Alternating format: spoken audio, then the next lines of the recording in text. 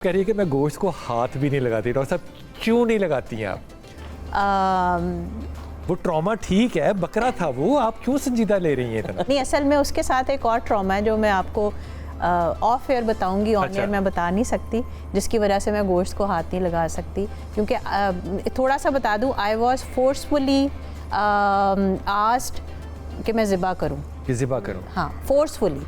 हालांकि हम ट्रेंड नहीं होते हैं, तो वो ये कोई आसान काम भी नहीं है, नहीं है, फोर्स नहीं करना तो वो एक और ट्रॉमा है जो मेरी शादी के बाद था।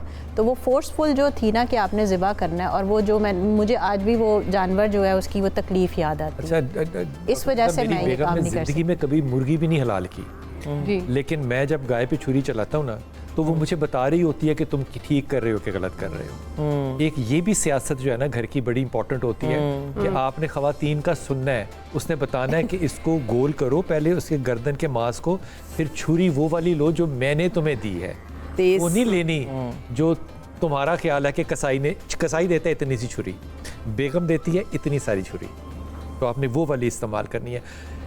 ईद पे ईदी लेने में आपकी अभी ज़्यादा खुशी है या ईदी देने में ज़्यादा खुशी है?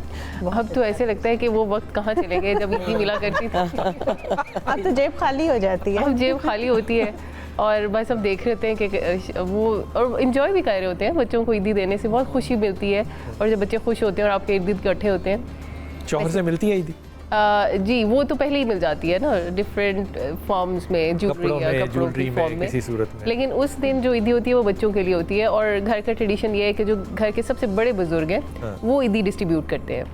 तो उसमें समटाइम्स हम बहुओं को भी मिलती है। जब बड़े बुजुर्ग कर रहे होते हैं तो बहुओं का भी हिस्सा होता है उसमें, और सबको मिलती है फिर, लेकिन ख़ास तौर पे बच्चों को मिलती है। आपको बचपन का कोई वाक़या याद है कि ईदी जब मिलती थी तो आप क्या करती थी उस ईदी से? जी, अब मेरा ताल्लुक फैसलाबाद के साथ एक गांव से है। तो अब गांव में ना छोटी छोटी दुकानें लगा करती थी। तो उसमें वो छोटे छोटे वो बाजे और आलू की चाट और वो लस्सी की, पता नहीं उन्होंने क्या बनाया होता था। तो वो मेरा फेवरेट मसला होता था। और एक हमारे गांव में एक छोटी सी दुकान थी जिसके पकोड़े बहुत मशहूर थे, और उसके साथ वो लस्सी की चटनी बनाते थे, पतली सी लस्सी की चटनी, और उसमें धनिए का, पुदीने का। ठीक है। तो वो मेरा फेवरेट होता था, क्योंकि वो पता नहीं उसमें क्या, वो कोई तेल ऐसा इस्तेमाल करते थे कि उसकी मुझे जायका बहुत पसंद था।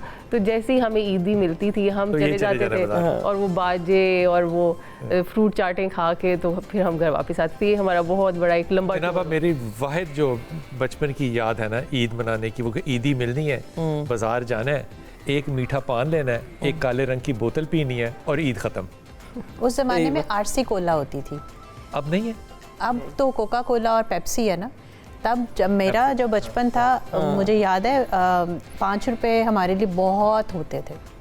और अगर 5 रुपए जैसे दादी से मिले हैं तो जिस तरह डॉक्टर साहिबा, अब तो होते भी नहीं। एक आलू चने की चाट लगाने वाला बंदा होता था, ये मेरा ख्याल है ऑल टाइम फेवरेट आलू चने की चाट उस वक्त होते। उससे 2 रुपए की प्लेट मिलती थी और 2 रुपए की आरसी कोला होती थी। तो वो ईद वो होती थी कि जी ये हमने खा लिया पी लिया, और उसके बाद कैंडीज और ये इस किस्म की चीज़ें जो है वो स्वीट के तौर पे खा, जो कि आज हम बच्चों को मना करते हैं। हैप्पीनेस तो यही है ना।